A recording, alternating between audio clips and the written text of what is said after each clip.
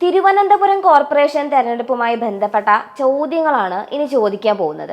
രശ്മിയുടെ ഇതുവരെയുള്ള വിലയിരുത്തലിൽ ആർക്കാണ് ജയസാധ്യത എന്നത് പറയാൻ സാധിക്കുമോ? എൻ്റെ ഒരു വിലയിരുത്തലല്ലേ ചോദിച്ചത്, അത് ഞാൻ പറയാം. തലസ്ഥാനത്ത് നടക്കുന്നത് ത്രികോണ മത്സരമാണെങ്കിലും ശരിക്കുള്ള മത്സരം നടക്കുന്നത് ഇടതുപക്ഷവും BJPയും തമ്മിലാണ്. കെ മുരളീധരൻ തമ്പടിച്ച് പ്രചരണം നയിക്കുന്നതിനാല് കോൺഗ്രസിന്റെ സാന്നിധ്യം കഴിഞ്ഞ തവണത്തേക്കാൾ ശക്തമാണെങ്കിലും അതുകൊണ്ടുള്ള ഗുണവും ഇടതുപക്ഷത്തിന് കിട്ടാനുള്ള സാധ്യതയാണ് ഞാൻ കാണുന്നത്. കാരണം സർക്കാർ വിരുദ്ധ വോട്ടുകൾ കേന്ദ്രീകൃതമായി BJPയുടെ പെട്ടിയിൽ മാത്രം വീഴാതെ ഭിന്നിച്ചു പോകുന്നതിനാണ് കോൺഗ്രസിന്റെ ഈ കാടിളക്കിയുള്ള പ്രചരണം വഴിയൊരുക്കുക എന്നതാണ് എൻ്റെ ടേക്ക്. അതാകട്ടെ ആത്യന്തികമായി ഗുണം ചെയ്യുക ഇടതുപക്ഷത്തിന് തന്നെയായിരിക്കും.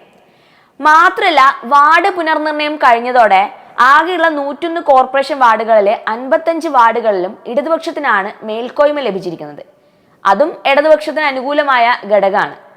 ക്ഷേമ പെൻഷൻ വിതരണം തുടങ്ങിയതാണ് മറ്റൊരു അനുകൂല ഘടകം. ഇത് സംസ്ഥാനത്ത് മൊത്തത്തില് ഇടതുപക്ഷത്തിന്റെ ആത്മവിശ്വാസം വല്ലാതെ വർദ്ധിപ്പിച്ചിട്ടുണ്ട്.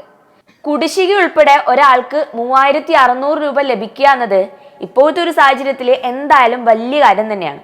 ഇതിനെല്ലാം പുറമെ BJPയിലെ ചില തർക്കങ്ങളും RSS പ്രവർത്തകന്റെ ആത്മഹത്യയുമായി ബന്ധപ്പെട്ട് സംഘപരിവാറിലുണ്ടായ ഭിന്നതയുമെല്ലാം BJPയെ എങ്ങനെ ബാധിക്കുമെന്നതും കോർപ്പറേഷൻ തെരഞ്ഞെടുപ്പിന്റെ ഗതിയെ നിയന്ത്രിക്കുന്നതിൽ ഒരു പ്രധാന പങ്ക് വഹിക്കും എന്ന് പ്രതീക്ഷിക്കുന്ന ആളാണ് ഞാൻ.